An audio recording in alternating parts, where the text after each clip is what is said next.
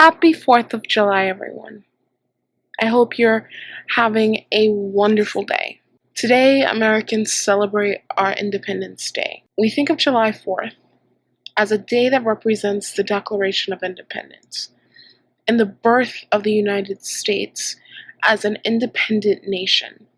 Our founding fathers wanted to create a country where we have the right to choose, where we have the right to declare our independence and forge a path with our own making.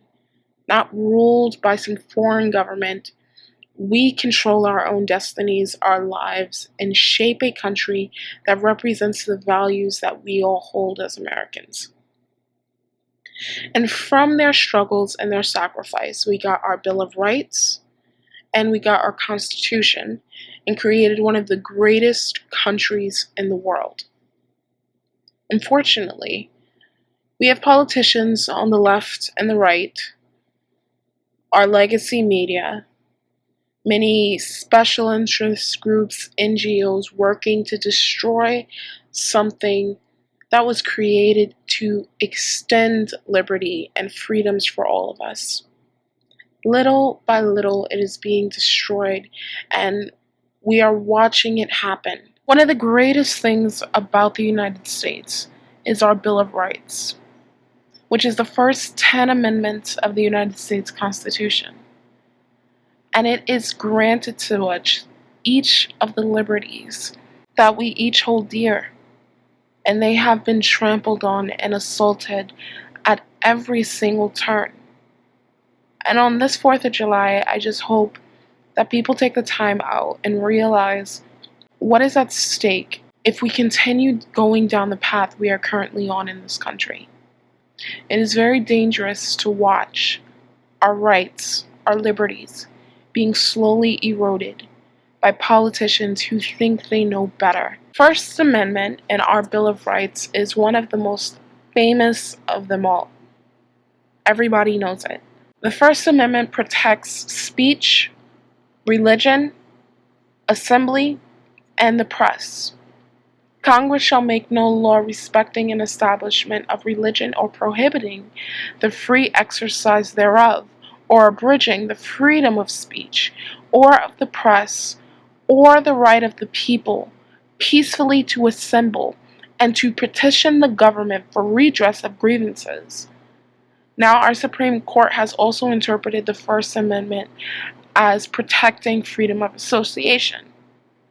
However, numerous times our government has arrested those speaking out. A federal judge has even found that the law allowing indefinite detentions of Americans without due process has a chilling effect on free speech. There are also enacted laws allowing the Secret Service to arrest anyone protesting near the president or other designated folks.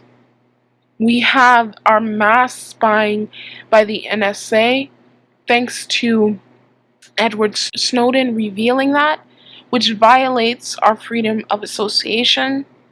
The threat of being labeled a terrorist for exercising our First Amendment rights certainly violates the First Amendment.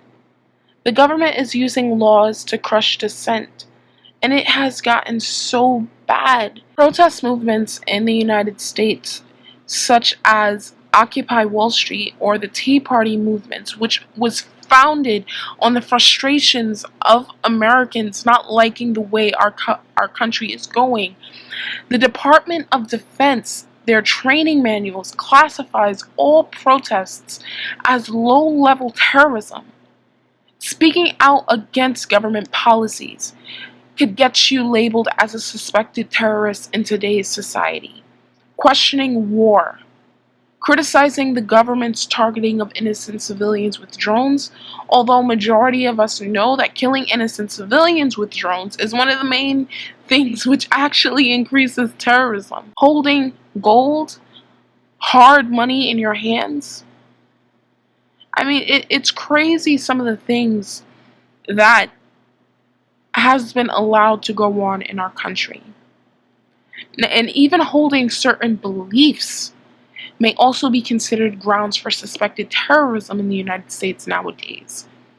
being anti-tax or anti-regulation, or wanting the United States to go back to a gold standard, liking our founding fathers, being frustrated with the mainstream ideologies that are infested in this country, supporting individual liberties above everything else, believing that our personal or our national way of life is under attack, being anti-globalist, you're being suspicious of centralized federal authority, being fiercely nationalistic and wanting the best for our country and our countrymen and women, being opposed to mass surveillance, being opposed to genetically engineered food, GMOs.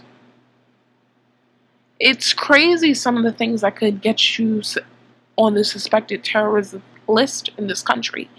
But it just goes to show how much our freedoms are being slowly eroded. The Second Amendment states that a well-regulated militia being necessary to the security of a free state, the right of the people to keep and bear arms shall not be infringed. But gun control and gun right advocates obviously have very different views on the Second Amendment and the belief of whether or not guns are a force for good or a force for violence. However, even though we are allowed to protect ourselves with weapons, Americans remain powerless to defend themselves against SWAT team raids and government agents armed to the teeth with military weapons better suited for the battlefield than for a country which was founded on freedom and liberty. Police shootings of unarmed citizens continue to outrage communities, while little is really being done to demilitarize law enforcement agencies. North Dakota became the first state to legalize law enforcement uses of drones, armed with weapons like tear gas, rubber bullets, bean bags, pepper spray, and even tasers. Fourth Amendment, which is probably one of the most important amendments of them all, prevents unlawful search and seizure.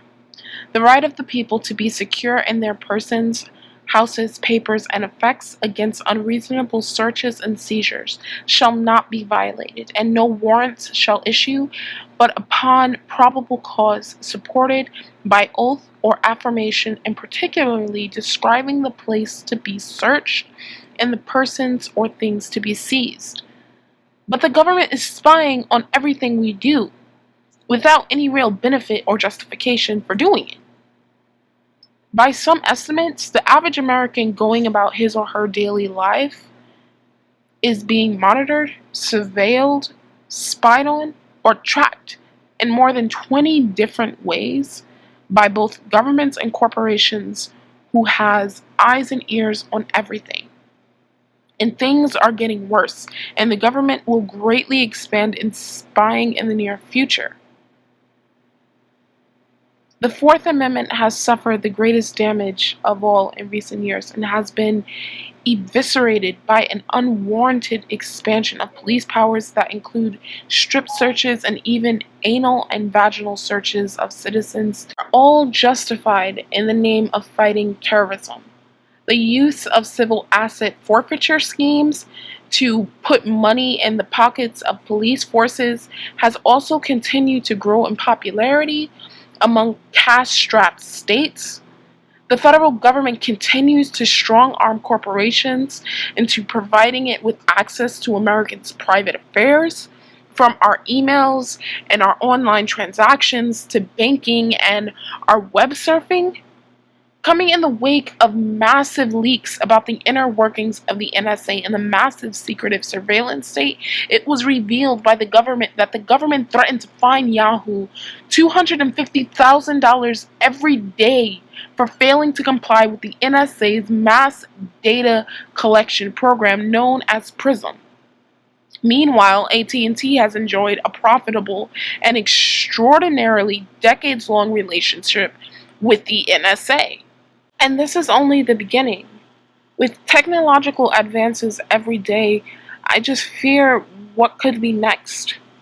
Our Fifth Amendment is also being slowly eroded. The Fifth Amendment addresses due process of law, eminent domain, double jeopardy, and grand jury. But the American government has shredded the Fifth Amendment by subjecting us to indefinite detention and taking away our rights of due process.